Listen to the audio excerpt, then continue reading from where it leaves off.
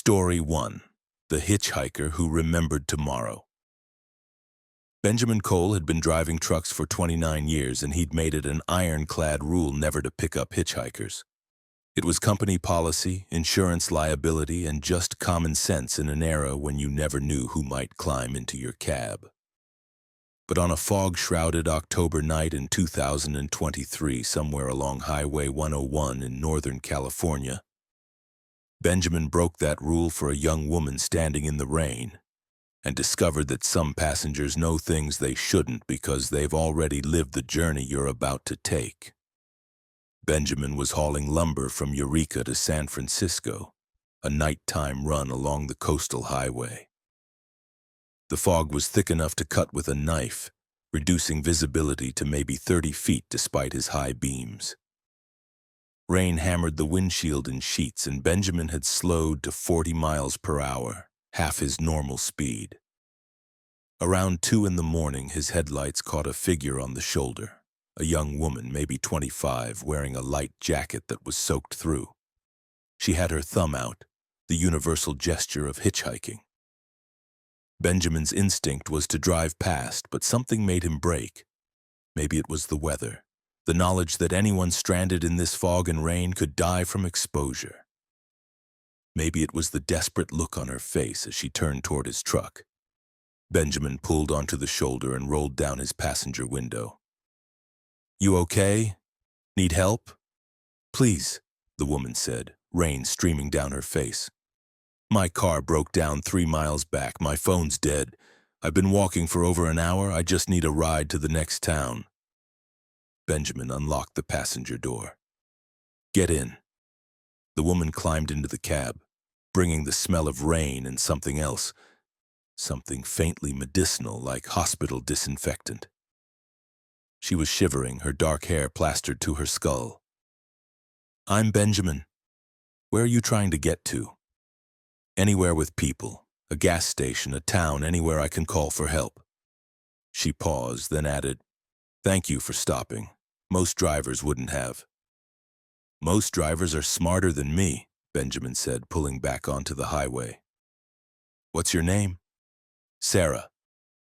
She stared straight ahead through the windshield, not looking at Benjamin. Sarah Mitchell. They drove in silence for several minutes. Benjamin kept glancing at Sarah, trying to figure out what was bothering him about her. She sat perfectly still, hands folded in her lap, not fidgeting or checking pockets for her dead phone, not doing any of the small, restless movements people usually made. "So what happened to your car?" Benjamin asked. "Engine died, all the lights came on, and it just stopped." Sarah finally turned to look at him, and Benjamin saw that her eyes were wrong. Too dark, pupils dilated too wide, or maybe there were no pupils at all. It was strange, like something drained all the power at once. Could be the alternator, or the battery died. "It wasn't mechanical," Sarah said quietly. "It was the fog. There's something in the fog tonight that kills engines. You're going to find out in about 6 miles. Benjamin's hands tightened on the wheel. "What do you mean?" "Your truck is going to die at mile marker 47. The engine will cut out completely, just like my car. All the electrical systems will fail. You'll coast to a stop, and then we'll both be stranded in the fog." "That's not funny." "I'm not joking. I'm warning you because I've already lived through this. I'm trying to help you prepare." Benjamin felt ice water in his veins. "What are you talking about? You've already lived through this?" Sarah turned back to stare at the road ahead. "I picked you up 3 hours from now. Or I will pick you up depending on how you think about time. After your truck dies and you start walking, you find me on the side of the road. I'm the one hitchhiking, and you're the one stranded. We have this same conversation but reversed. You tell me your truck died at mile marker 47, and I try to warn my past self, the me that's sitting here right now, but past me doesn't listen. So I'm trapped in a loop, living the same hours over and over." Benjamin stared at her. This was insane. Sarah was clearly disturbed, possibly dangerous. He should pull over and tell her to get out. But something in her voice carried absolute conviction, and Benjamin had learned to trust his instincts over 3 decades of driving. "If you've already lived this," Benjamin said carefully, "then you know what happens next. Tell me how to avoid it." "I don't know if you can avoid it. I've tried different things each loop. Sometimes I don't stop for you. Sometimes I don't stop for my past self. But it doesn't matter. The loop always happens. The truck dies at marker 47, we both end up walking in the fog, and then we're back at the beginning, me standing on the shoulder where you picked me up. How long have you been in this loop?" "I don't know. Time doesn't work normally here. Sometimes it feels like hours, sometimes like years. I've lived through tonight hundreds of times, maybe thousands." Benjamin checked his GPS. Mile marker 43 was coming up. 4 miles until marker 47 if Sarah's prediction was accurate. Benjamin pressed harder on the accelerator, trying to speed past whatever awaited them. But as they approached mile marker 47, Benjamin's truck began to falter. The dashboard lights flickered. The engine coughed, missing cylinders randomly. Benjamin watched in horror as all his truck's systems failed simultaneously. Engine, electrical, hydraulics, everything dying at once. The truck coasted to a stop exactly at mile marker 47, just as Sarah had predicted. Benjamin sat in the sudden silence, his mind racing. Sarah had been right. She'd known exactly where and how his truck would fail, which meant the rest of her story might be true too. The loop, the repeated journey, the inability to escape. "What happens now?" Benjamin asked. "Now we walk. We try to find help, but there's no help in the fog. Eventually we get separated. You keep walking forward, I walk backward, and then the loop resets. You find me standing on the shoulder where you originally picked me up, and we start again. There has to be a way to break it. Loops have rules, patterns. If we can figure out what maintains the loop, maybe we can disrupt it." Sarah shook her head. "I've tried everything. Nothing works. We're trapped in the same sequence of events, repeating forever." Benjamin refused to accept it. He grabbed his CB radio, dead. His phone, no signal, and the battery was draining rapidly despite being fully charged moments ago. His truck's battery was completely drained, unable to even turn over the starter. Sarah was already climbing out of the cab. "We should start walking. Standing here doesn't help." Benjamin followed her into the fog. The rain had stopped, but the fog was thicker than before, reducing visibility to 10 feet. The highway was empty in both directions, no traffic, no lights, no indication that anyone else existed in the world. They walked side by side along the shoulder.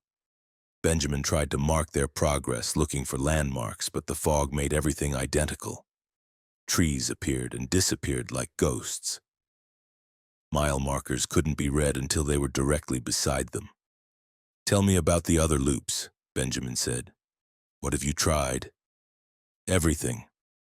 I've walked in different directions. I've stayed with the truck. I've tried to hotwire it. I've broken windows, set fires, screamed for help. Nothing changes the outcome. We always reset, always start over with you picking me up. What if we don't separate? You said we get separated and then the loop resets. What if we stay together?" "We've tried that. It doesn't matter. The fog takes us anyway. One moment we're walking side by side, the next moment I'm alone, and then I'm back at the beginning." They walked for what felt like hours. Benjamin's watch had stopped at 2:47 a.m., the exact moment his truck had died. Time was frozen here or moving in ways that didn't correspond to clock time. Then Benjamin saw lights ahead, a rest area, or what looked like one. Buildings emerged from the fog, a parking lot, picnic tables. But something was wrong about it. The structures looked faded, like photographs left too long in sunlight. The parking lot was empty except for one vehicle, a car that Benjamin recognized with a chill of horror. It was Sarah's car, a blue sedan, hood up, clearly broken down. the same car she'd claimed died 3 miles back. "This is where it started," Sarah said quietly. "My car died here. I walked from here back to where you picked me up. But that doesn't make sense geographically. I should have walked away from your position, not toward it. The geography is wrong. The loop twists space as well as time." Benjamin approached the car and looked inside. Empty. No keys, no personal items, nothing to indicate who owned it or how long it had been here. But the interior was pristine, as if the car had been abandoned moments ago rather than hours. "What if we take the car?" Benjamin suggested. "Try to drive out of the loop? No keys, and the engine is dead, remember? Same thing that killed your truck." Benjamin checked the hood. The engine looked normal, no obvious damage, no disconnected wires. But when he tried to identify the problem, Benjamin realized he couldn't understand what he was looking at. The engine's components were arranged wrong, connected in ways that didn't match any vehicle he'd worked on. It was as if the car's mechanical systems had been scrambled, reorganized into a configuration that looked right but wasn't. "The loop is changing things," Benjamin said, "rearranging reality to keep us trapped." "I know. I've noticed it too. Each time through, details change. Sometimes the car is a different color. Sometimes there are more buildings in the rest area. The loop isn't stable. It's evolving or degrading, I can't tell which." Benjamin walked away from the rest area, Sarah following. They continued down the highway, the fog swallowing everything behind them. Benjamin tried to mark their path, breaking branches on trees, arranging rocks in patterns, but when he looked back, the markers were gone, erased by the fog or rearranged into different configurations. Then Benjamin saw something that made him stop, a figure ahead walking toward them. As they drew closer, Benjamin recognized himself. It was Benjamin wearing the same clothes, looking exhausted and desperate.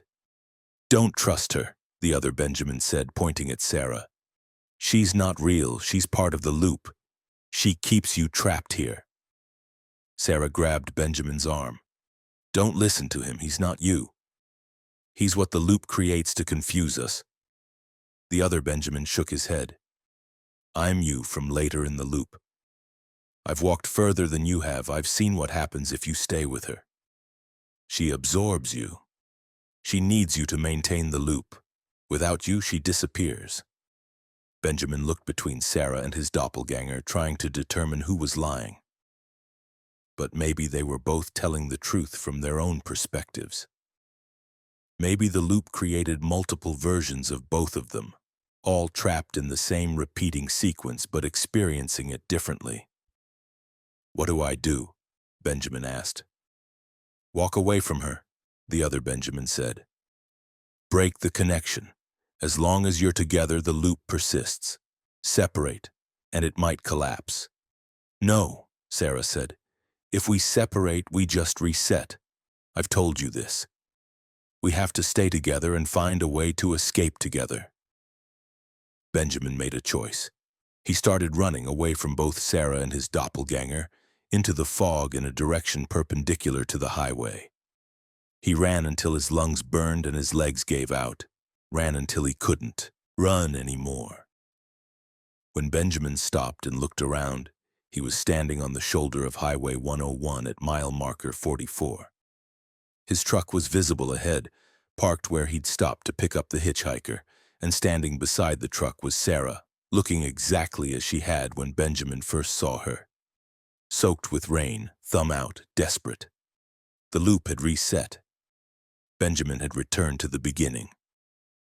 Benjamin sat on the wet pavement, his head in his hands. Sarah had been telling the truth.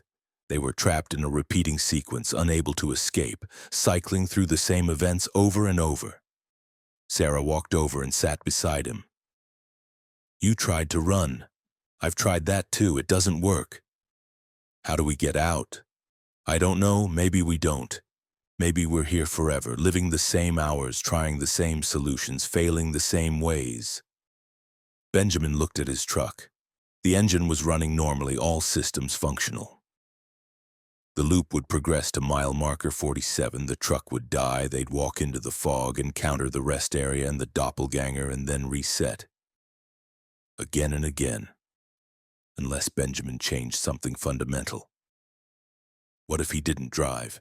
What if he just sat here and refused to participate in the loop? Benjamin stood up. "I'm not getting back in the truck, I'm staying right here."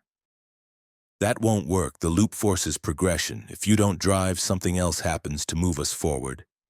A police officer appears and makes you move. Or the fog closes in. Or the highway shifts beneath us. The loop has mechanisms to enforce its sequence."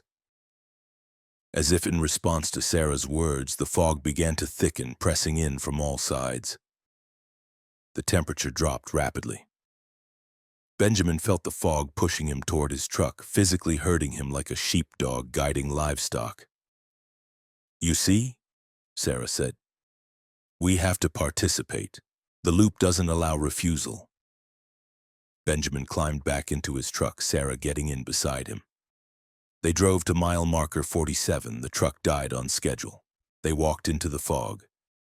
They reached the rest area with Sarah's car. They encountered Benjamin's doppelganger. They separated, reset, and began again. This happened hundreds of times. Benjamin lost count of the iterations. Each loop was identical except for small variations. Different weather, different words exchanged, different attempts to escape. But the outcome never changed. They were trapped in a sequence that repeated endlessly, imprisoned in a section of Highway 101 that existed outside normal time. Benjamin eventually stopped trying to escape. The loops became routine, almost comfortable in their predictability. He and Sarah developed a strange rapport, companions in an eternal journey through the same hours, the same fog, the same futile attempts to break free. And somewhere in the endless repetitions, Benjamin realized he'd forgotten what came before the loop. Had there been a life before picking up Sarah? Had he been driving to San Francisco for a reason? The memories faded like photographs in sunlight, bleached away by the relentless repetition of the loop. Maybe Sarah was right. Maybe they were here forever, two ghosts cycling through the same sequence, unable to die because they were already dead, unable to escape because this was all that remained of their existence. A loop on Highway 101 where a truck died at mile marker 47 and two people walked into fog that erased everything except the pattern itself. The hitchhiker who remembered tomorrow taught Benjamin that time isn't always linear, that some journeys loop back on themselves, and that once you're caught in a repeating sequence, the only way forward is through, again and again and again. Living the same hours forever, remembering tomorrow because tomorrow is always the same as today. Trapped with a passenger who knows everything that will happen because she's already lived it countless times, warning you about events you can't avoid. Watching you try solutions that won't work, waiting patiently for the reset that always comes the moment when you're back at the beginning. Stopping for a hitchhiker in the rain, dooming yourself to another iteration of a journey that never ends, forever driving toward mile marker 47 where your truck will die and the fog will swallow you and tomorrow will become yesterday, will become today. In an endless present where the only constant is the loop itself and the companion who remembers every version of a journey you're experiencing for what feels like the first time but is actually the thousandth or millionth, both of you trapped together in a sequence that repeats until you can't remember who you were before you entered it. Can only remember the loop itself, the pattern, the eternal return to the moment when everything begins again. Story 2. The Scale That Weighed Regrets. Donald Harper had been driving trucks for 26 years when he pulled onto the weigh station scale that measured something other than cargo weight. As a veteran driver with a spotless record, Donald had passed through thousands of weigh stations without incident. He knew the routine: pull onto the scale, wait for the green light, continue driving. Simple, bureaucratic, unremarkable. But in July of 2023, somewhere in West Virginia on Interstate 77, Donald encountered a weigh station that measured burdens that couldn't be quantified in pounds or tons. Donald was hauling furniture from Charlotte to Cleveland, a straightforward 2-day run through the Appalachian Mountains. He'd been driving since dawn, making good time on empty highways when he saw the weigh station sign commanding all trucks to enter. Donald signaled and took the exit, rolling into the facility with practiced ease. The weigh station looked standard, scale embedded in the pavement, small office building, a few parking spots for detailed inspections. Only one other truck was ahead of Donald, and it cleared the scale quickly, the driver continuing without incident. Donald pulled onto the scale and waited for the indicator light. But instead of the expected green light showing legal weight, the display showed something that made Donald's breath catch. Emotional cargo. 847 pounds. Excessive. Proceed to inspection area. Donald stared at the display, trying to make sense of it. Emotional cargo? That wasn't a term used in trucking regulations. His manifest listed furniture, tables, chairs, dressers, with a total weight of 18,000 pounds, well within legal limits. What did emotional cargo mean? A uniformed inspector emerged from the office building and approached Donald's cab. The man looked normal enough, standard dot uniform, clipboard, official badge. But when he spoke, his voice carried an odd resonance, as if multiple people were speaking simultaneously. Mr. Harper, your emotional cargo is overweight. You'll need to come inside for assessment and possible offloading. I don't understand, Donald said. My cargo is furniture. My manifest is clean. I'm not overweight. We're not measuring furniture, Mr. Harper. We're measuring the regrets you're carrying, the guilt, the shame, the decisions you wish you could take back. That weight has accumulated to 847 pounds. That's far above the legal limit of 200 pounds for commercial drivers. You're a safety hazard. Donald felt reality tilting. This was absurd, impossible, some kind of prank or hallucination. Regrets don't have weight. Emotions aren't physical cargo. They have weight here, Mr. Harper. This weigh station measures what you're really carrying. And you're carrying too much. You need to offload before you can continue. The inspector's tone left no room for argument. Donald shut off his engine and followed the man into the office building, his mind racing. This couldn't be real. Weigh stations didn't measure emotions. But the display had shown a specific number, 847 pounds, as if his regrets had been precisely calculated. Inside, the office was larger than its exterior suggested, corridors extending in impossible directions. The inspector led Donald to a room that looked like a doctor's examination room crossed with a confessional booth. A chair sat in the center, surrounded by equipment Donald didn't recognize. Sit, the inspector commanded. We'll identify the heaviest regrets first and work on offloading them. Donald sat, his hands trembling. This was wrong, deeply wrong, but he couldn't bring himself to refuse or leave. Some compulsion kept him compliant, forcing him to participate in this impossible process. The inspector activated the equipment. Screens lit up, displaying information in languages Donald didn't know, symbols he couldn't read. But then images began to appear. Memories from Donald's life, moments he'd tried to forget, decisions he wished he could change. Your heaviest regret weighs 214 pounds, the inspector said, pointing to a screen showing a memory from 15 years ago. A woman named Patricia. You were married, she was pregnant. You had a choice. Stay home for the birth or take a high-paying cross-country haul that would keep you away for a week. You chose the haul. You missed your daughter's birth. Patricia never forgave you. The marriage ended 2 years later. You carry that choice every day, don't you, Mr. Harper? The weight of choosing money over family. Donald felt tears streaming down his face. He hadn't thought about that decision in years, had buried it under layers of rationalization and self-justification. But the weight had always been there, pressing down on him, a burden he carried without acknowledging. "To offload this regret, you must acknowledge it," the inspector said. "Speak it aloud. Accept responsibility without excuses." "I chose wrong," Donald whispered. "I valued money over my family. I wasn't there when my daughter was born. It was selfish. It was wrong." The screen flickered and dimmed.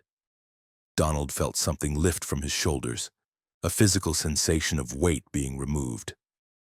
The inspector checked his instruments. "That regret now weighs 87 pounds. Reduced but not eliminated. You can't completely offload something that fundamental, but you've lightened it considerably. Let's move to the next one." More screens activated, showing more memories. Donald's second divorce caused by his absence and emotional unavailability. The time he'd driven past a stranded motorist because he was behind schedule, and later heard that the motorist had died from exposure. The friend he'd abandoned when that friend needed help because Donald had been focused on his career. The promises he'd broken, the relationships he'd destroyed, the moments when he'd chosen convenience over compassion. Each memory was quantified, given a precise weight in pounds. Each regret had accumulated over years, pressing down on Donald's psyche, creating a burden that affected his driving, his health, his ability to connect with others. The inspector worked through Donald's regrets methodically, forcing him to acknowledge each one, to speak the truth without rationalization or excuse.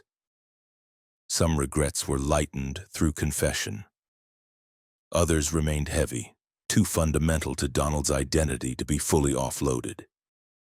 After what felt like hours, the inspector checked his final calculations. "You're down to 312 pounds of emotional cargo, still above the legal limit, but low enough that we can grant you a temporary waiver.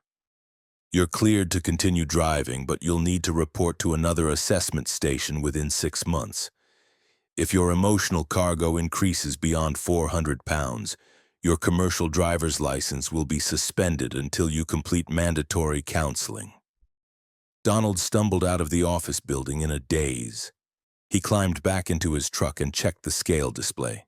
It now read, "Emotional cargo, 312 pounds, caution advised." Donald drove away from the weigh station, his mind reeling. He'd been forced to confront regrets he'd spent years avoiding, had been made to acknowledge burdens he'd carried unconsciously. The experience had been traumatic, humiliating, but also oddly liberating. The weight on his shoulders felt lighter. His breathing came easier. Over the following weeks, Donald tried to research the weigh station to find documentation of emotional cargo assessment procedures. He found nothing. Other drivers he asked had never heard of such a thing. Weigh stations measured truck weight, not emotional burdens. But Donald knew what he'd experienced. He'd been assessed, had his regrets quantified and cataloged, had been forced to offload enough weight to continue driving. And the experience changed him. Donald started making different choices. He called Patricia and apologized for missing their daughter's birth, didn't make excuses or justify his decision, just acknowledged it was wrong. He reached out to the friend he'd abandoned years ago, tried to rebuild that relationship. He stopped more frequently to help stranded motorists, no longer prioritizing schedule over human need. And Donald's emotional cargo decreased. He could feel it, a lightening that came from making better choices, from addressing regrets rather than accumulating new ones. 6 months later, Donald found himself approaching the same section of Interstate 77 where he'd encountered the emotional assessment station. He took the exit, looking for the weigh station, ready for his follow-up assessment. But the weigh station was gone. Just empty land where the facility should have been, no evidence that it had ever existed. Donald drove back and forth along that stretch of highway, searching, but found nothing. The weigh station had disappeared, or perhaps had never existed in normal reality. Maybe it only appeared to drivers who carried excessive emotional cargo, materializing when needed and vanishing once its purpose was served. Donald never found that way station again, but he carried the experience with him, the knowledge that his regrets had weight, that his emotional burdens could be measured and quantified. And Donald worked to keep those burdens light, making choices that minimized regret, addressing mistakes quickly rather than letting them accumulate into crushing weight that would eventually force him back to a weigh station that measured what you carried in your heart, rather than your trailer. The scale that weighed regrets taught Donald that some burdens can't be seen but are heavier than any physical cargo, that the weight of bad decisions accumulates over years until it becomes unsustainable, and that the only way to lighten that load is to acknowledge it, to speak the truth without excuses, to accept responsibility for choices made and harm caused, and to live differently going forward, making decisions that minimize the emotional cargo you'll carry, the regrets you'll accumulate, the burdens that will eventually become so heavy that reality itself stops you at a weigh station that doesn't appear on any map, forces you to sit in a room where your heaviest mistakes are displayed on screens for measurement and assessment, quantified in pounds that measure not mass but the weight of conscience, the density of guilt, the accumulation of all the moments when you chose wrong and knew it but did it anyway. Carrying forward until the burden becomes unbearable and the only relief comes from confession, from acknowledgement, from the painful process of offloading regrets by speaking them aloud and accepting that you can't change the past, but you can lighten its weight by not adding to it, by making better choices from this moment forward, by keeping your emotional cargo below the threshold where weigh stations appear to stop you, to assess you, to force you to confront what you've been carrying all along. Story 3.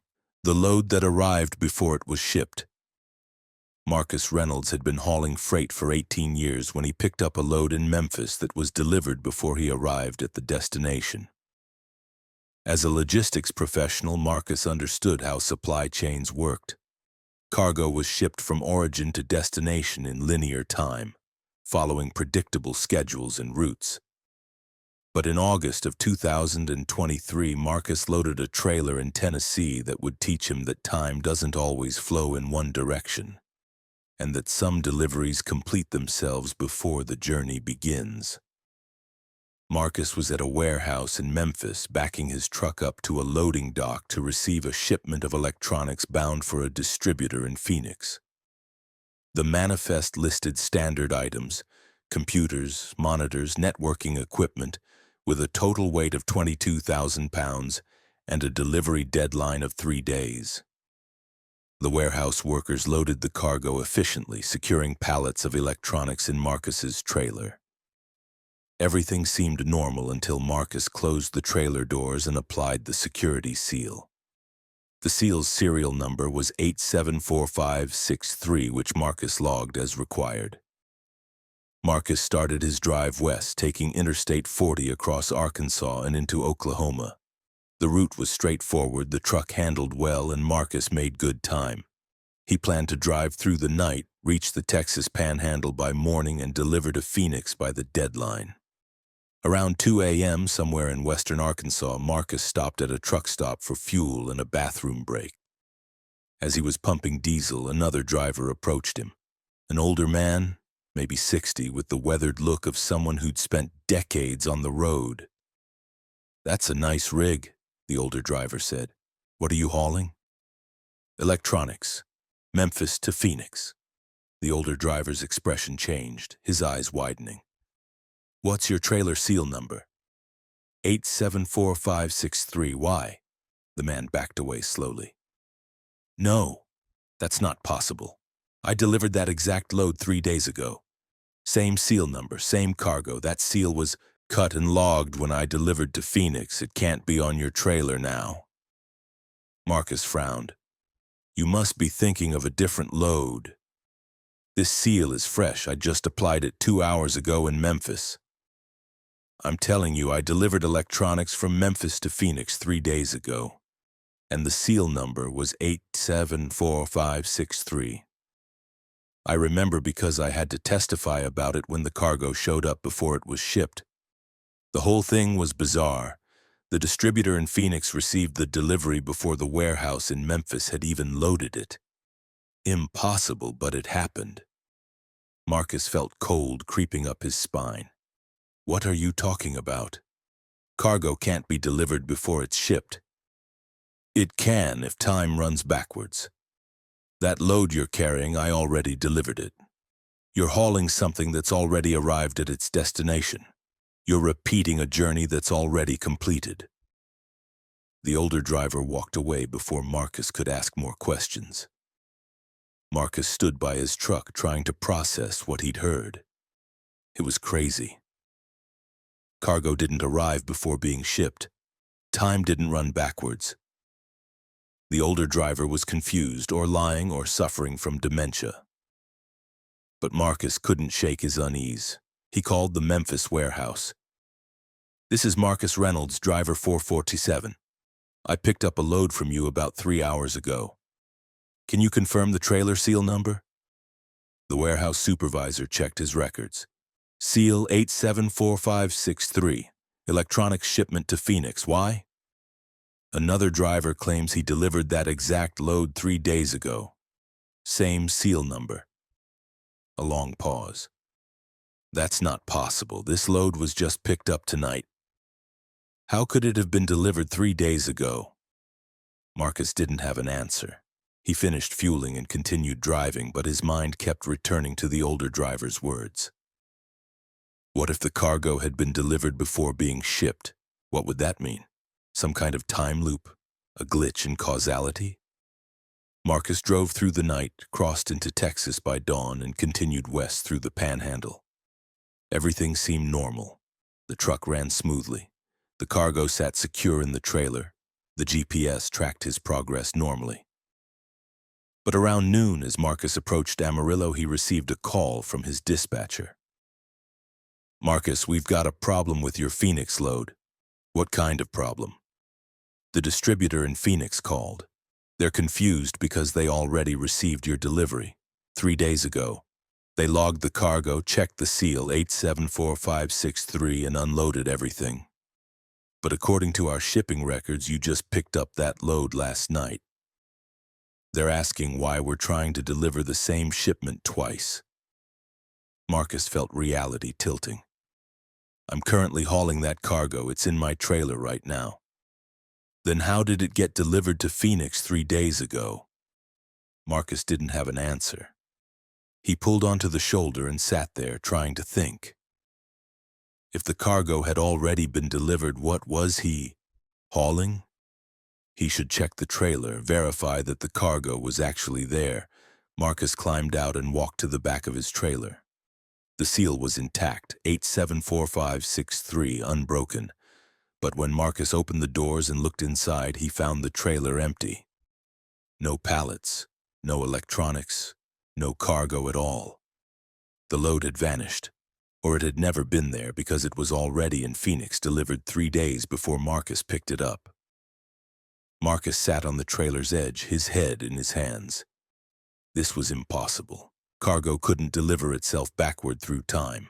Effect couldn't precede cause. But somehow a load that hadn't been shipped yet had already arrived at its destination. Marcus called his dispatcher back. The trailer's empty. The cargo is gone. Gone?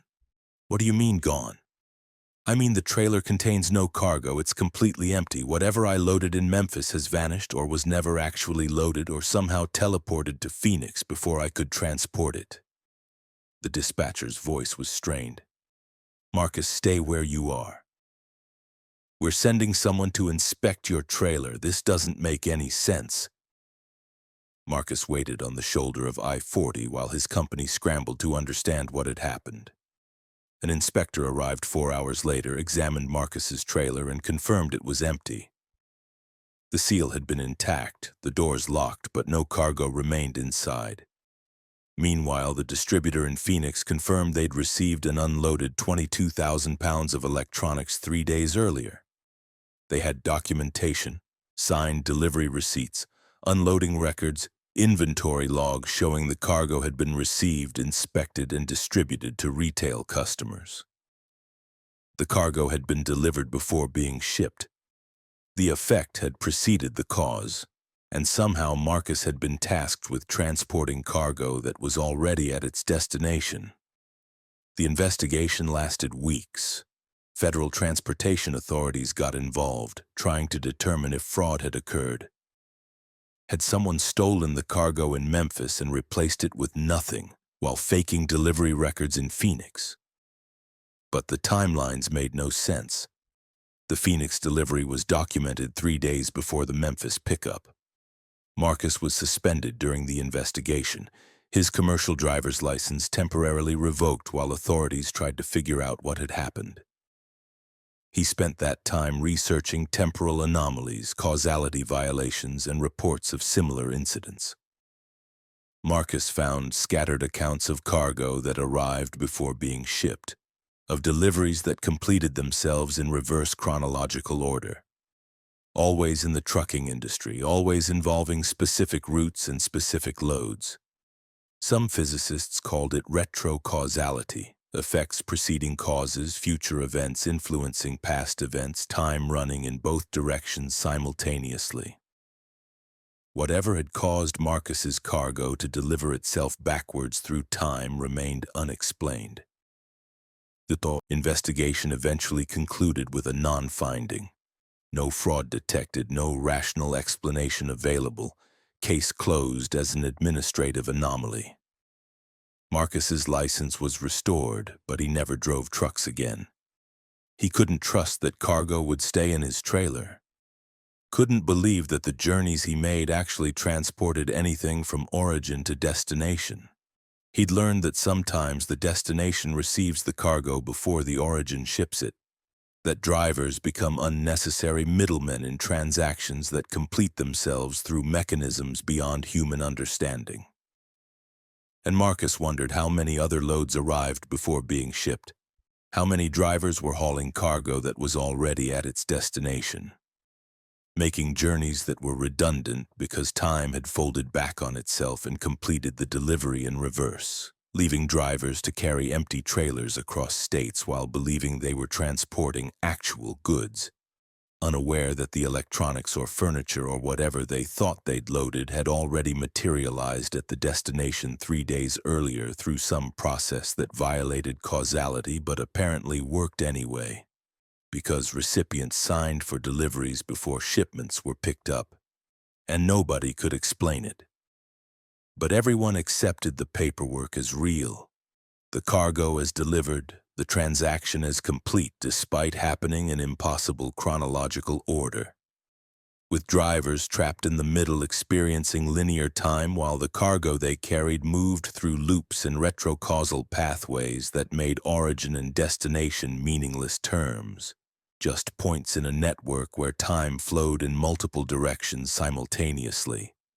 And sometimes your load arrived before you shipped it, and you drove across the country with an empty trailer, completing a journey that was already over before you began it, delivering nothing because everything was already there, lost in temporal paradoxes that transformed trucking from a simple transportation job into something that proved reality was more fluid than anyone wanted to admit. Story 4. The parking lot that multiplied trucks. Leonard Hayes had been driving trucks for 22 years when he parked at a rest area in Nebraska that duplicated his vehicle. As a meticulous driver who maintained detailed records, Leonard knew his truck intimately, every scratch, dent, and identifying feature. But in September of 2023, Leonard stopped at a rest area on Interstate 80 and discovered that his truck was no longer unique, that the facility was creating copies that looked identical but were subtly, terribly wrong. Leonard was hauling agricultural equipment from Iowa to Wyoming, a 2-day run across the Midwest. He'd been driving since early morning and needed a rest break before continuing through the night. Around 7 p.m., he took an exit to a rest area that looked standard. Parking lot with spaces for 24 trucks, restroom building, vending machines, picnic area. Leonard found a parking spot near the back of the lot, shut off his engine, and climbed out to stretch. About a dozen other trucks were parked there, their drivers presumably sleeping or using the facilities. Nothing unusual about the scene. Leonard used the restroom and bought a candy bar from the vending machine. He was walking back to his truck when he noticed something that made him stop. There were 2 trucks identical to his. Same make and model, same color, same company logo. But Leonard's truck was unique, with specific damage on the front bumper from a minor accident 2 years ago. These couldn't both be his truck. Leonard approached the nearest one and checked the front bumper. The damage was there, a small dent and scratch pattern that exactly matched his truck. But this wasn't his truck. Leonard had parked 3 rows back. This truck was in a different row entirely. Confused, Leonard walked to where he'd originally parked. His truck was still there, engine cool, exactly where he'd left it. But the identical truck in the other row was also there, looking exactly the same. Leonard checked the license plates. Both trucks had his plate number, not the same sequence, but his specific plate, as if someone had duplicated his entire vehicle down to the registration details. Leonard tried the doors on the duplicate truck, unlocked. He climbed into the cab and found his personal items, his logbook, his coffee mug, his phone charger, all positioned exactly where he kept them in his original truck. Even the odometer showed the same mileage. This wasn't just a similar truck. This was a perfect copy of his vehicle, duplicated down to the smallest detail. Leonard walked through the parking lot checking other trucks, and he found more. 4 trucks total that were identical to his, all with his plate number, all containing his personal items, all showing the same odometer reading. Leonard's original truck was still where he'd parked it, but now 3 copies existed. Perfect duplicates that looked like they'd been driven the same miles, experienced the same wear, carried the same cargo. Leonard approached one of the other drivers in the lot, a woman who was doing a walk-around inspection of her truck. "Excuse me," Leonard said. "Have you noticed anything strange about this rest area?" The woman looked at him suspiciously. "Like what?" "Like trucks being duplicated. I've got 4 copies of my truck in this lot, all identical." The woman's expression changed from suspicion to recognition. "Oh no, not again. This rest area does that. It makes copies of trucks. Most drivers don't notice because they leave before the copies stabilize, but if you stay long enough, you'll see more copies appearing." "What is this place?" "Some kind of spatial anomaly, maybe quantum duplication or parallel realities bleeding into each other. Nobody knows. But trucks that park here get copied. The copies are perfect. Same damage, same cargo, same everything. You can't tell them apart from the original. What happens to the copies? They just exist. Most drivers don't realize they've been duplicated. They get in what they think is their truck and drive away, but sometimes it's actually a copy. The original might sit here for days before someone notices. The rest area ends up collecting abandoned duplicate trucks that look exactly like vehicles that already left." Leonard stared at his trucks, his original and the 3 copies. How could he tell which was the original? They were all identical. And if the copies were perfect duplicates, did it even matter which one he drove? Leonard checked the cargo in each truck. All 4 trailers contained identical agricultural equipment loaded in exactly the same way, secured with the same straps. Even the dust patterns on the equipment matched perfectly. The duplicates weren't just external copies. They included everything inside, a complete replication of truck, cargo, and contents. Leonard made a decision. He chose one truck at random, couldn't determine if it was his original or a copy, so he just picked one and prepared to leave. But as he started the engine, Leonard noticed something disturbing. Through his mirrors, he could see the other 3 trucks starting their engines simultaneously. The copies were mirroring his actions, doing exactly what he was doing at exactly the same moment. Leonard put his truck in gear. The copies did the same. Leonard backed out of his parking space. The copies backed out of theirs. Leonard drove toward the exit. The copies followed, maintaining the same relative positions in a formation like synchronized swimming. Leonard accelerated onto the interstate, the copies merging alongside him. For several miles, the 4 identical trucks drove in formation, all under Leonard's control somehow, all responding to his steering and throttle inputs as if they were remote-controlled vehicles slaved to his original. Then one by one, the copies diverged. One took a different exit, heading south on a route Leonard hadn't chosen.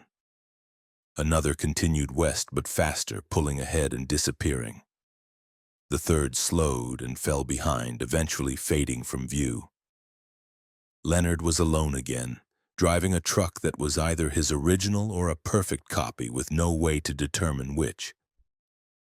And somewhere on America's highways, 3 other trucks identical to his were being driven by... what? Autonomous systems?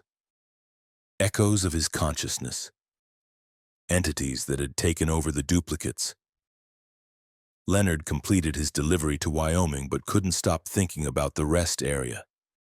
He'd been duplicated and copies of him were driving copies of his truck to destinations he might not have chosen, making deliveries that might not match his manifest, living lives that diverged from his original path.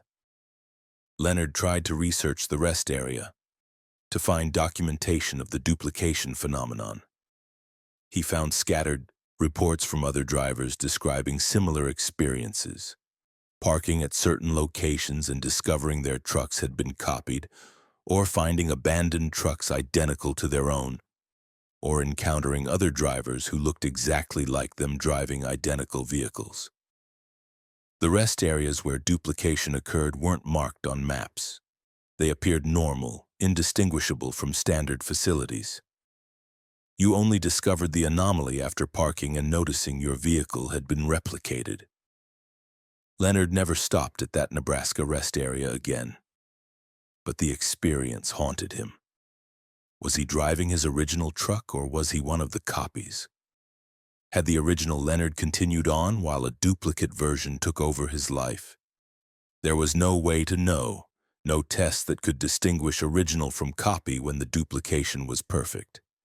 And Leonard wondered how many other copies of himself existed, driving identical trucks, living parallel lives that had diverged the moment the duplication occurred. Were they all real?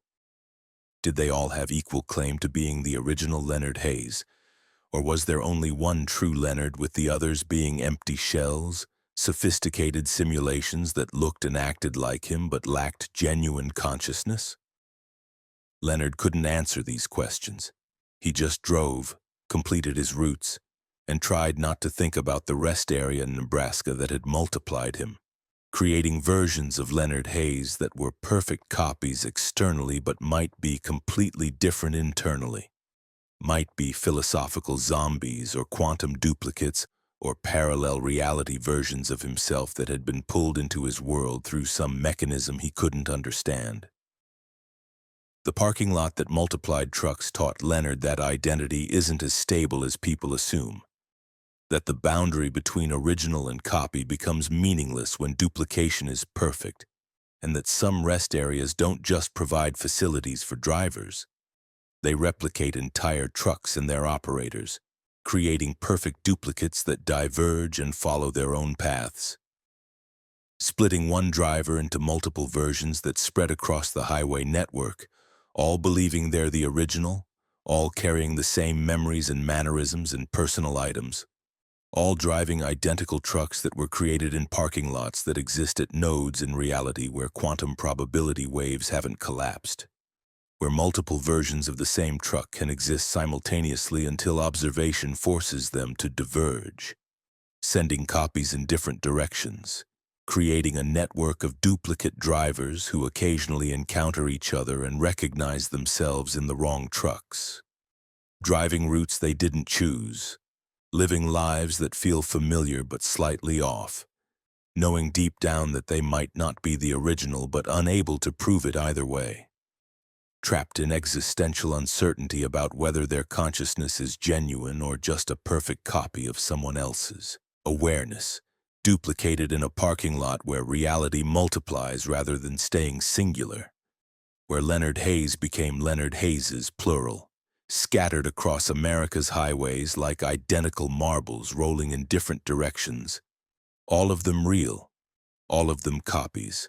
All of them wondering which version is the one who parked at that rest area in Nebraska, and which ones are the duplicates who woke up in identical trucks and drove away into parallel lives that diverged from that moment forward. Story 5. The Bridge That Led to Yesterday. Patricia Crane had been driving trucks for 24 years when she crossed a bridge in Montana that transported her backward through time. As a practical woman who didn't believe in supernatural phenomena, Patricia had always dismissed stories about temporal anomalies as driver fatigue or hallucination. But in October of 2023, Patricia drove across a bridge on Highway 200 that would prove time travel wasn't just theoretical physics. It was something you could experience on certain stretches of road if you crossed at exactly the wrong moment. Patricia was hauling lumber from Missoula to Great Falls, a route that took her through the mountainous terrain of western Montana.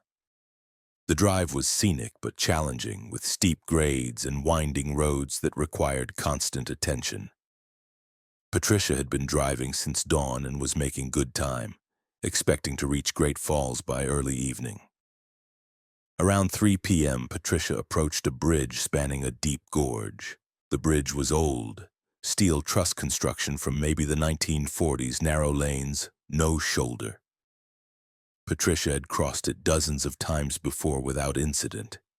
But as Patricia drove onto the bridge, something changed.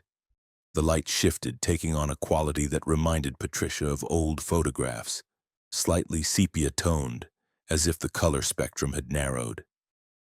The engine sound changed too, the modern diesel growl becoming the rougher sound of an older engine. Patricia glanced at her dashboard and felt her heart skip. The digital displays had vanished. In their place were analog gauges, mechanical speedometer, old-style fuel gauge, none of the modern electronic systems her truck was equipped with. Even the stereo had changed, replaced by an ancient AM radio playing big band music. Patricia looked at her mirrors and saw that her truck had changed. Not her truck anymore, but an older model, 1950s vintage with rounded fenders and a design from decades before her time. And her cargo had changed too. Instead of modern lumber secured with steel straps, Patricia was hauling logs chained down with rope, stacked in a way that wouldn't meet current safety standards. Patricia realized with growing horror what had happened. The bridge had transported her backward through time. She was driving a truck from the past, on a highway from the past, heading toward a destination in a Montana that existed 70 years ago. Patricia's first instinct was to turn around, to go back across the bridge and return to her own time. But the bridge was one way, no turnaround space, and Patricia couldn't reverse with a full load of logs on a narrow bridge. She continued forward, emerging from the bridge into a Montana that looked subtly wrong.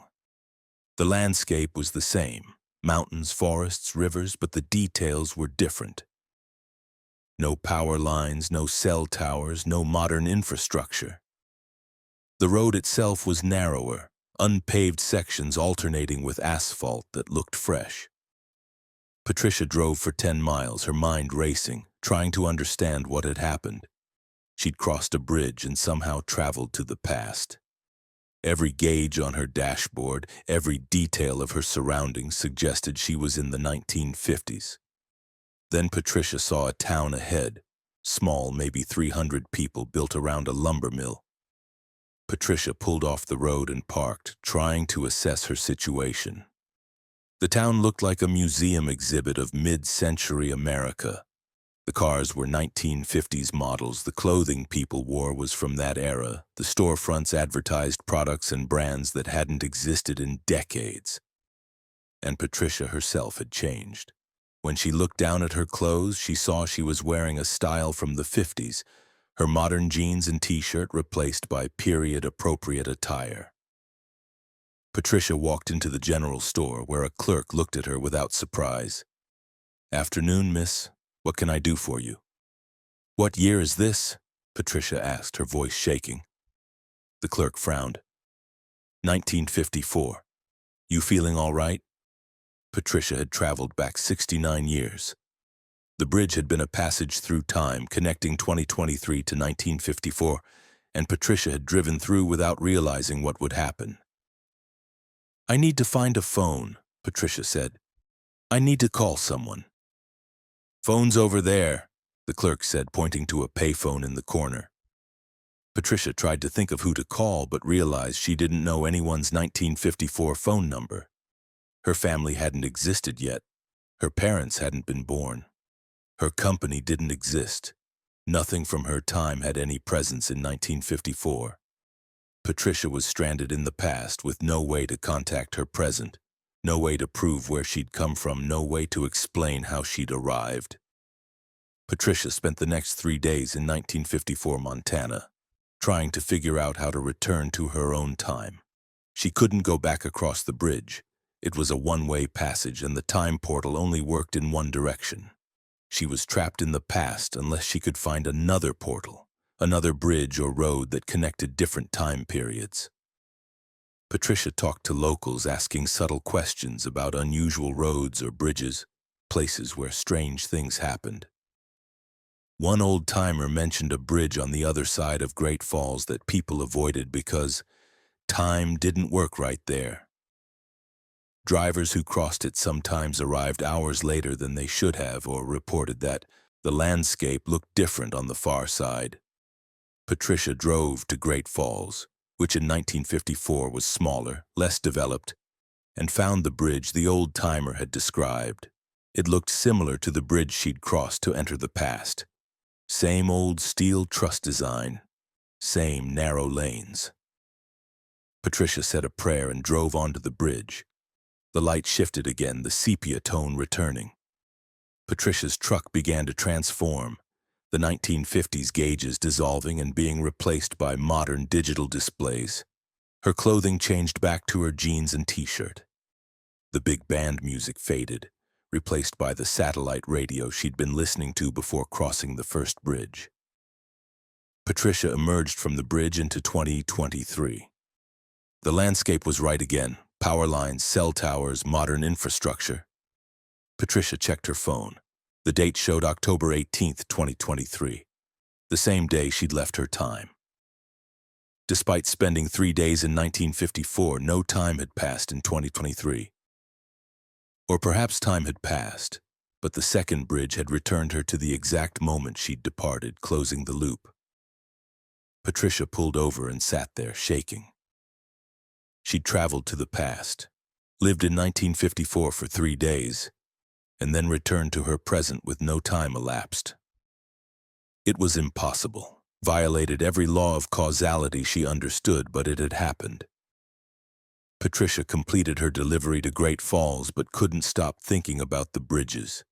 2 bridges that connected different time periods, allowing passage backward and forward through decades.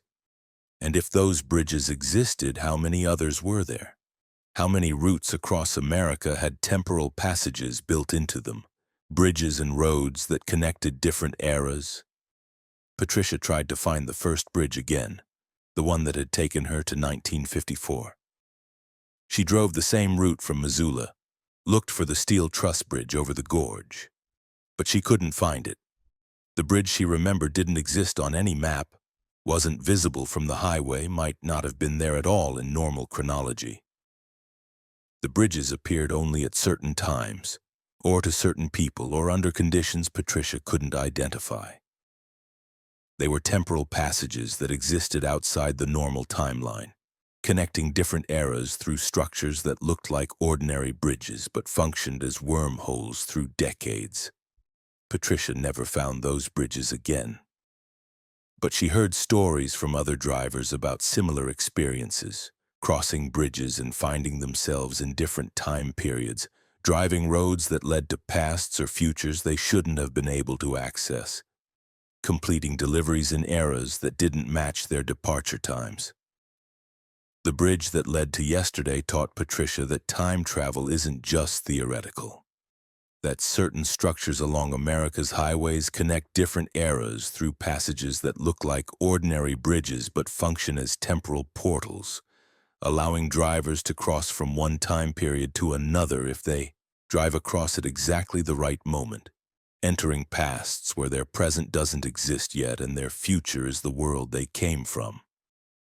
Living days or weeks in bygone eras before finding return passages that bring them back to their own time with no time elapsed, as if the entire journey happened outside normal chronology, in a bubble where past and present coexisted briefly before diverging again, leaving drivers with memories of walking through towns from decades ago, wearing clothes from different eras, speaking to people who'd been dead for years in the driver's original timeline, experiencing history not as something that happened but as a place you could visit if you knew which bridges to cross and when, and praying you could find a return passage before you were trapped permanently in the wrong era, condemned to live out your life in the past while your present continued without you, aging and dying decades before you were born, creating temporal paradoxes that somehow resolved themselves because the universe allowed bridges to exist that connected different times,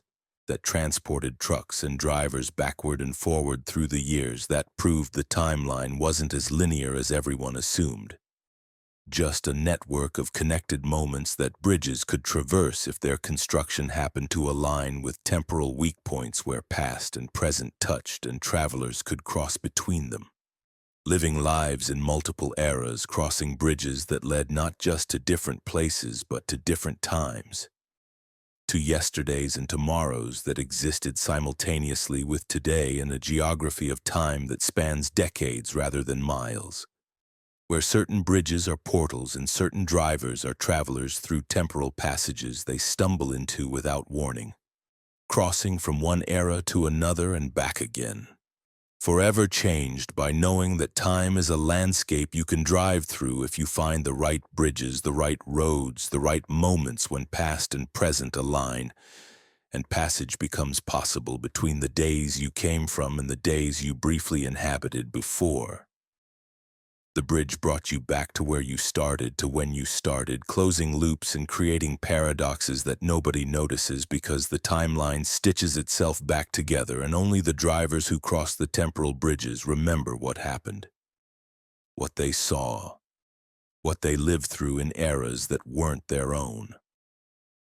Story 6. The radio station that didn't exist. Walter Price had been driving trucks for 17 years when he started receiving transmissions from a radio station that shouldn't have been possible. As someone who spent thousands of hours listening to AM and FM radio during long hauls, Walter knew the broadcast landscape well. Which stations reached which areas, how signals faded with distance, where the dead zones were. But in November of 2023, Walter's radio began picking up a station that didn't appear on any frequency chart, that broadcast content that couldn't have been recorded, that seemed to exist outside normal electromagnetic propagation. Walter was hauling dry goods from Atlanta to Denver, a 3-day run across the South and into the Rockies. He'd been driving since morning and was somewhere in eastern Texas when his radio, tuned to a country music station, suddenly went silent. Not static, not white noise, just complete silence, as if the speakers had been disconnected. Then a voice emerged from the silence. Male, middle-aged, speaking with an accent Walter couldn't place. "You're listening to Station Nowhere, broadcasting from everywhere and nowhere simultaneously.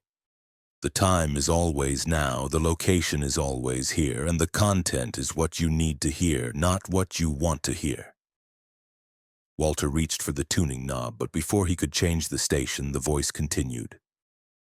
"Don't bother trying to find a different frequency, Walter Price. We're not broadcasting on radio waves. We're transmitting directly into your receiver through principles you wouldn't understand. You're going to listen to what we have to say." Walter felt ice in his veins. The station knew his name. How? His radio wasn't connected to any network that could identify him. There was no way a broadcaster could know who was listening. "Your cargo isn't what you think it is," the voice said. "You're hauling dry goods according to your manifest, but hidden among the legitimate items are 72 pounds of methamphetamine. The cargo was loaded in Atlanta by a criminal organization that uses your trucking company as an unwitting courier service.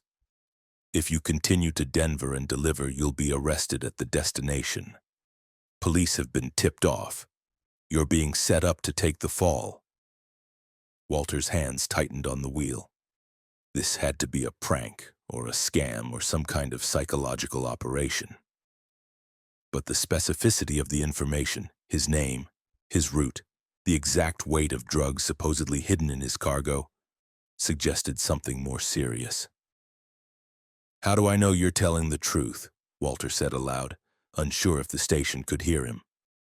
"You don't," the voice replied, somehow receiving Walter's question. "But you can verify it. Stop and inspect your cargo. You'll find the drugs hidden inside boxes labeled as machine parts. 72 pounds packed in vacuum-sealed bags. They're counting on you to deliver it without inspection." Walter pulled off at the next exit and parked at a truck stop. He broke the trailer seal, something he wasn't supposed to do, and opened the doors to inspect his cargo. The trailer was packed with pallets of dry goods, food products, paper goods, cleaning supplies, standard items that matched his manifest. But Walter started opening boxes, digging through the cargo, looking for anything that didn't belong. In boxes labeled industrial machine parts, Walter found them. Vacuum-sealed bags of white crystalline powder, packed among legitimate machine components. Exactly as the radio station had described, 72 pounds of methamphetamine hidden in his trailer. Walter sat on the trailer's edge, his mind reeling. The radio station had been telling the truth. He was hauling drugs without knowing it, being used as an unwitting courier by criminals who'd infiltrated his company's supply chain. Walter called the police and reported the drugs. He was detained for questioning, his cargo was seized, and an investigation was launched into his company's operations. Walter was eventually cleared of wrongdoing. He genuinely hadn't known about the drugs, but his truck was impounded as evidence, and Walter was suspended pending the investigation's conclusion. Walter never forgot the radio station that had saved him from arrest and prison. He tried to find it again, scanning through every frequency, but station nowhere never appeared. It had broadcast once, warned him, and then vanished. Over the following months, Walter heard similar stories from other drivers. They'd been warned by mysterious radio broadcasts about cargo issues, about routes that would lead to accidents, about mechanical problems before they became critical. Always the same format, a voice that knew their name, that provided specific information, that couldn't be traced to any legitimate broadcaster. Some drivers called it the ghost station. Others called it the guardian voice. A few claimed it was an AI system or a government black operation or aliens monitoring truck drivers for unknown purposes. Walter researched the phenomenon and found scattered reports going back decades. Drivers receiving warnings over their radios from sources that shouldn't exist, broadcasts that saved lives or prevented disasters, voices that knew things they couldn't know through normal means. Walter concluded that Station Nowhere was real but existed outside normal electromagnetic propagation. It wasn't broadcasting on radio frequencies, but rather transmitting directly into receivers through some mechanism that bypassed conventional physics. Maybe quantum entanglement, or directed energy, or something else entirely. The station appeared to specific drivers at critical moments when they needed warnings about dangers they couldn't detect themselves. It monitored truckers somehow, knew details about their cargo and routes, and intervened when necessary to prevent catastrophes or arrests or deaths.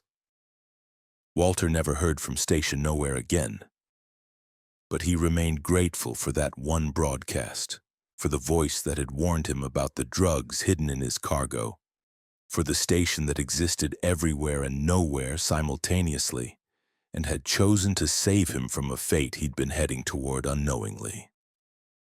The radio station that didn't exist taught Walter that some broadcasts originate from sources beyond conventional transmitters, that warnings can arrive through receivers from origins that can't be mapped or explained, and that drivers traveling America's highways are sometimes monitored by intelligences that track their cargo and routes and intervene when necessary, transmitting warnings through radios that shouldn't be able to receive the signals, speaking with voices that know your name and your situation and your immediate future, offering information that could save your life or freedom or career if you're willing to listen to broadcasts from stations that exist nowhere on the dial but everywhere in the quantum foam that underlies reality. Stations that appear when needed and vanish when their warnings have been delivered, leaving drivers grateful but confused, saved but uncertain whether what they heard was real or hallucination, whether Station Nowhere actually exists or whether it's just a name drivers give to the voice in their heads that sometimes warns them about dangers they can't see, the intuition that manifests as radio broadcasts because that's the form that makes sense to people who spend thousands of hours listening to AM and FM, who trust their radios more than their instincts, who need warnings to come from external sources rather than acknowledging that sometimes you just know things without understanding how, that sometimes information arrives through channels that aren't quantifiable, that Station Nowhere might just be the part of your mind that processes patterns faster than consciousness, and presents conclusions as if they came from outside rather than admitting they emerged from your own subconscious assessment of subtle cues and probabilities. Warning you about drugs you didn't consciously know were there but had noticed some inconsistency about, some wrongness in how the cargo was loaded or sealed or manifested. Details your conscious mind dismissed but your pattern recognition systems flagged as dangerous. Broadcasting warnings through the metaphor of a radio station because that's how your brain chose to present information that could save you if you listened. Story 7. The Convoy That Never Ended. Ernest Shaw had been driving trucks for 30 years when he joined a convoy that stretched beyond the horizon and never stopped moving. As a veteran of countless cross-country hauls, Ernest was familiar with informal convoys, groups of trucks traveling together for company and mutual assistance. But in December of 2023, Ernest merged onto Interstate 80 in Nebraska and found himself in a convoy so vast it seemed to have no beginning or end. Trucks extending in both directions as far as he could see, all maintaining perfect spacing and speed, all heading east with grim determination toward a destination that might not exist. Ernest had left California 3 days earlier, hauling furniture to New York. The route across Nebraska was flat, straight, mind-numbingly boring. To break the monotony, Ernest tried to find another truck to pace with, someone to exchange CB chatter with during the long crossing. Around noon, Ernest saw a convoy ahead, dozens of trucks, maybe hundreds, stretched across all lanes of the interstate. Ernest accelerated to catch up, intending to join their formation. As Ernest merged into the convoy, he noticed something odd. Every truck was traveling at exactly 65 miles per hour. Not approximately 65, exactly 65, as if their cruise controls were synchronized to a central system. And the spacing between trucks was identical, each vehicle maintaining a precise following distance. Ernest grabbed his CB. "Breaker, breaker, this is Road Sage joining your convoy. Anyone got their ears on?" Silence. Ernest tried different channels, called out multiple times. No response. The convoy was running silent, no radio chatter, no communication between drivers. Ernest looked at the trucks around him. They were all older models, 1980s and 90s vintage, nothing modern. The trailers were unmarked, no company logos or identifying information. And most disturbing, Ernest couldn't see drivers in the cabs. The windows were too tinted or the angles were wrong, but no human forms were visible behind the steering wheels. Ernest tried to slow down, to let the convoy pass him by. But when he reduced his speed, the trucks behind him slowed to match. He couldn't break free of the formation. The convoy had absorbed him, integrated him into its pattern. Ernest tried to accelerate, to pull ahead, but the trucks in front matched his speed increase, maintaining the same relative spacing. Ernest was trapped in the convoy, unable to go faster or slower, forced to maintain the exact formation. Hours passed. The convoy continued east across Nebraska, never varying speed, never stopping.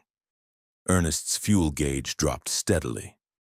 Eventually, he'd need to refuel, but the convoy showed no signs of exiting for gas stations. Ernest tried to force his way out by cutting across lanes toward the shoulder. But the trucks around him adjusted, blocking his path, herding him back into formation. The convoy wouldn't release him.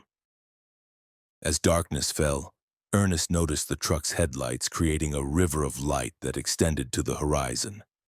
Behind him, the convoy stretched equally far. Ernest was in the middle of a formation that seemed infinite, trucks extending in both directions forever. Ernest's CB crackled to life. A voice emerged, flat, emotionless, speaking in monotone. Maintain formation, maintain speed, destination approaching. Do not deviate. What destination? Ernest asked. Where is this convoy going? Destination approaching. Maintain formation. I need to refuel. I'm going to run out of gas. Fuel unnecessary. Maintain formation. Ernest looked at his fuel gauge. It showed a quarter tank remaining, maybe 100 miles of range. But the convoy showed no signs of stopping. What happened when trucks ran out of fuel? Did they just coast to a stop while the convoy continued around them? Ernest watched his gauge drop over the next hour. 20%, 15, 10. He was going to run dry soon, and then he'd find out what happened to trucks that couldn't maintain the formation. But when Ernest's gauge reached 5%, when he should have had maybe 30 miles remaining, something impossible happened. The gauge stopped dropping. It stayed at 5% mile after mile, as if his fuel was no longer being consumed. His engine continued running, his truck maintained speed, but no diesel was burning. The convoy was sustaining its vehicles through some mechanism that didn't rely on fuel. The trucks ran on something else, momentum or collective will, or energy drawn from the formation itself. Ernest tried the door handles. Locked. He couldn't exit his cab even if he wanted to. The convoy had him trapped inside his own truck, forcing him to drive east toward a destination he didn't choose, toward a purpose he didn't understand. Days passed. Ernest lost track of time.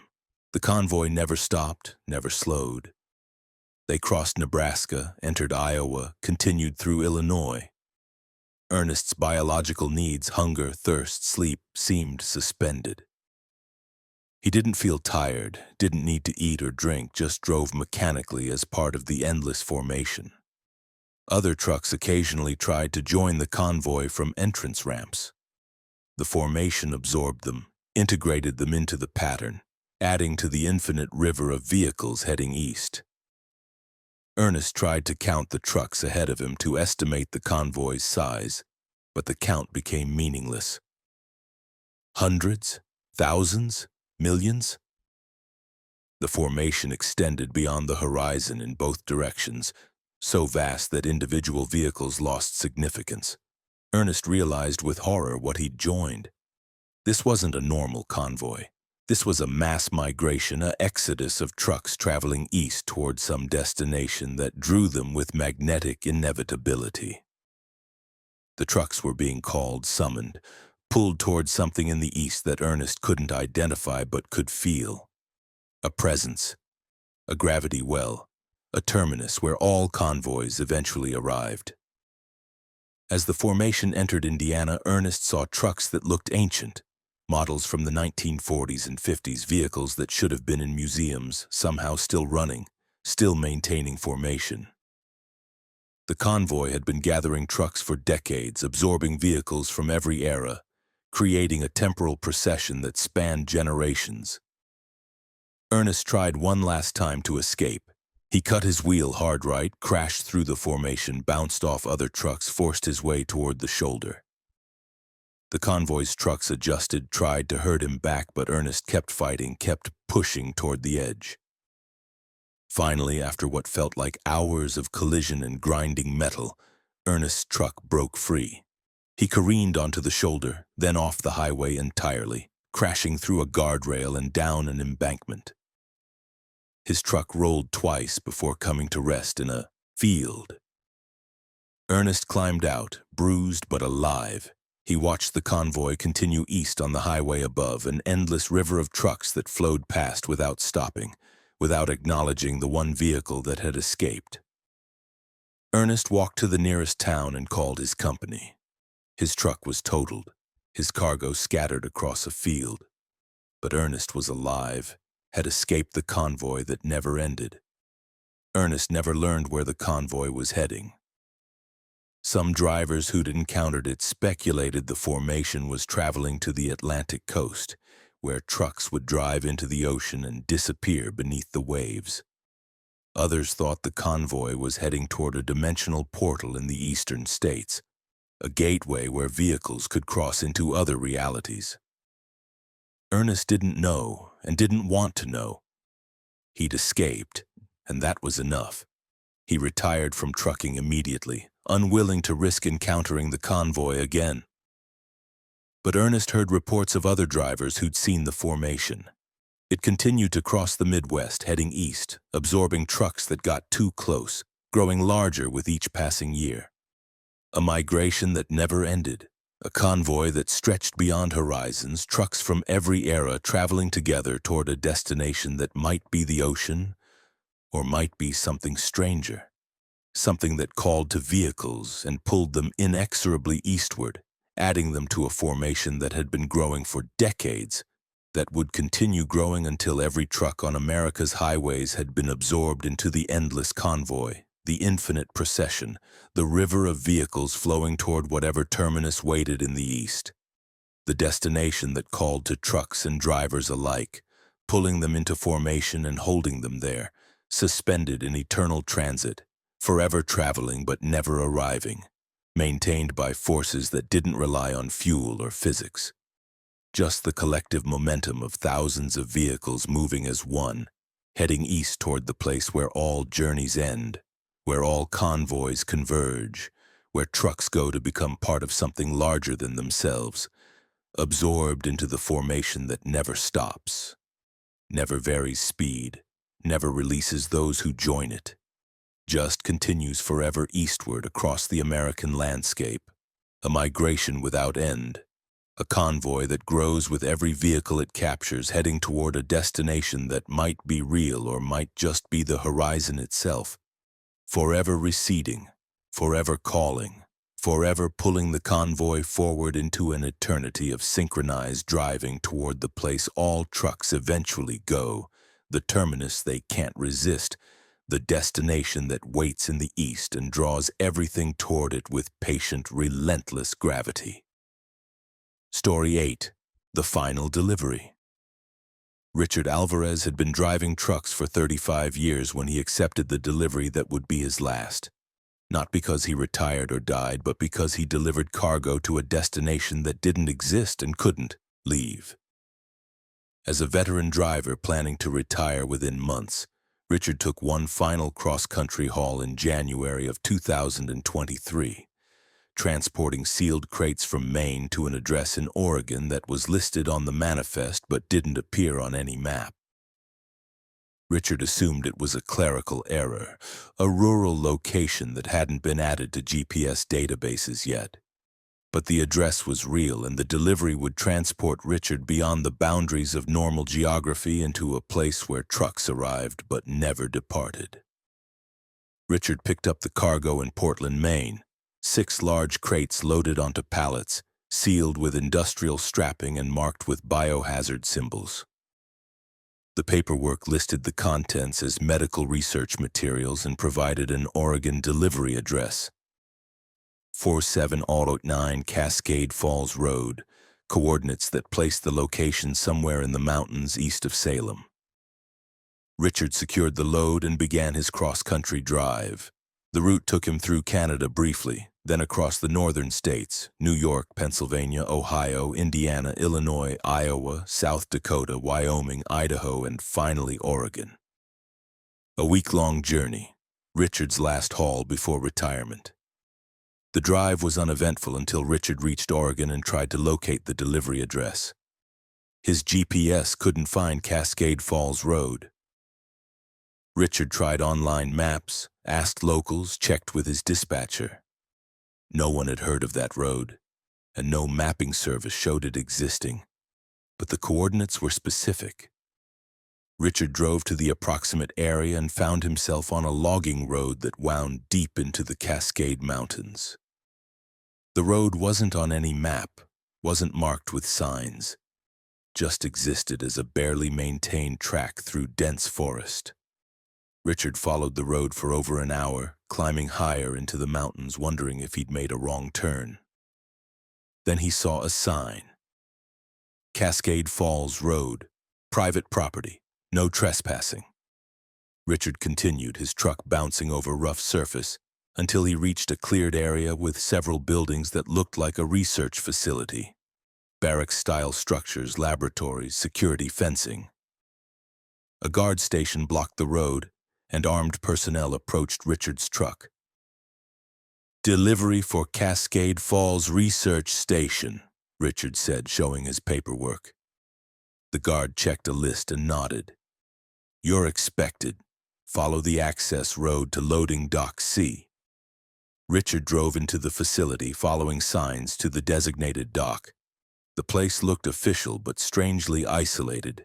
No power lines, no visible communication equipment, no indication of how the facility connected to the outside world. At the loading dock, technicians in hazmat suits unloaded Richard's cargo. They worked quickly and efficiently, speaking little, moving the crates into the main building. Richard watched, feeling increasingly uneasy. Something about this place felt wrong. The isolation, the secrecy, the way the technicians avoided eye contact. After the cargo was unloaded, Richard signed the delivery confirmation and prepared to leave. But when he tried to drive back toward the guard station, the access road had changed. Instead of leading back the way he'd come, the road now forked in multiple directions, none of them familiar. Richard stopped and checked his GPS. No signal. His phone showed no service. His CB radio produced only static. He was cut off from outside communication. Richard chose a road at random and followed it. The road twisted through the forest, climbed higher into the mountains, eventually terminated at a cliff edge with no turnaround space. Richard had to back up for over a mile to find a spot wide enough to reverse direction. He tried a different road. This one led to another research building, identical to the one where he'd delivered cargo. But the building was abandoned, windows broken, equipment rusting. It looked like it had been deserted for decades, though Richard had just seen an operational facility minutes ago. Richard tried a third road. This one led back to the guard station, but the guards were different people, and they looked at Richard with confusion when he explained he'd just made a delivery. "No deliveries were scheduled today," the guard said, "and our facility has been closed for 3 years. We're just security maintaining the property until it's decommissioned." "I just delivered cargo an hour ago," Richard insisted. 6 crates of medical research materials. You can check your logs." The guard checked a computer terminal and shook his head. "No record of any delivery, and loading dock C was demolished 2 years ago. Are you feeling all right, sir?" Richard felt reality fracturing. He'd delivered cargo to a facility that was now closed. He'd seen technicians that didn't exist according to the guards. He'd driven roads that led to contradictory destinations. Richard tried to leave, to find his way back to the main highway. But every road he took led somewhere different, to abandoned buildings, to cliffs, to dead ends, to versions of the facility in different states of operation or decay. He was trapped in a loop of contradictory geographies, unable to find an exit. Days passed. Richard rationed his food and water, sleeping in his truck, driving endlessly through a landscape that shifted and changed. He encountered other drivers, men and women who'd delivered cargo to the facility and couldn't leave, who'd been trapped for weeks or months or years, who survived by scavenging supplies from the various versions of the research station that appeared along the shifting roads. "This place is unstable," one driver told Richard. "The facility exists in multiple timelines simultaneously. When you deliver cargo here, you get caught in the overlap, the space between different versions of reality. The roads connect different timelines, and you can't find your way back to your original timeline because it's one of infinite possibilities." "There has to be a way out," Richard said. "Maybe. Some drivers claim they've escaped, but most of us are here permanently. We're ghosts, trapped between timelines, delivering cargo to a facility that exists in every timeline but is abandoned in most, operational in a few, under construction in others. We cycle through all the versions, encountering different configurations of the same location, never able to leave." Richard refused to accept permanent imprisonment. He studied the pattern of roads, looking for consistency. He found that certain routes appeared more stable, led to similar destinations regardless of when he traveled them. These stable routes might be connections to the primary timeline, paths that could lead back to normal reality. Richard followed the most stable route he'd identified, driving with determination despite dead ends and wrong turns. He drove for what felt like weeks, though time measurement became meaningless in this place where different timelines overlapped. Finally, Richard emerged onto a paved highway that looked familiar. He recognized landmarks, saw mile markers that matched his maps. He'd escaped the facility, returned to his timeline, or at least to a timeline that resembled it enough to function as home. Richard drove straight to the nearest town and reported the facility's location to authorities. But when police investigated, they found nothing. No research station, no buildings, no evidence that any facility had ever existed at those coordinates. Just forest and mountains, wilderness that hadn't been disturbed. Richard's company had no record of the delivery he'd made. The cargo he'd supposedly hauled from Maine didn't exist in their systems. The paperwork Richard carried was dismissed as forgery or hallucination. Richard was evaluated for psychological breakdown, stress-induced delusion. The doctors found no evidence of mental illness, just a veteran driver telling a story that couldn't be corroborated, describing a delivery to a location that didn't exist. Richard retired immediately after the evaluation. He'd made his final delivery, completed his last haul, and escaped from a place where other drivers remained trapped. Cycling through timelines, delivering cargo to facilities that existed in some realities and not in others. Unable to return to their original lives because they'd crossed into overlapping spaces where multiple versions of reality intersected. The final delivery taught Richard that some destinations exist in quantum superposition, operational in some timelines and abandoned in others. Receiving cargo from drivers who get trapped in the overlap and can't find their way back to singular reality.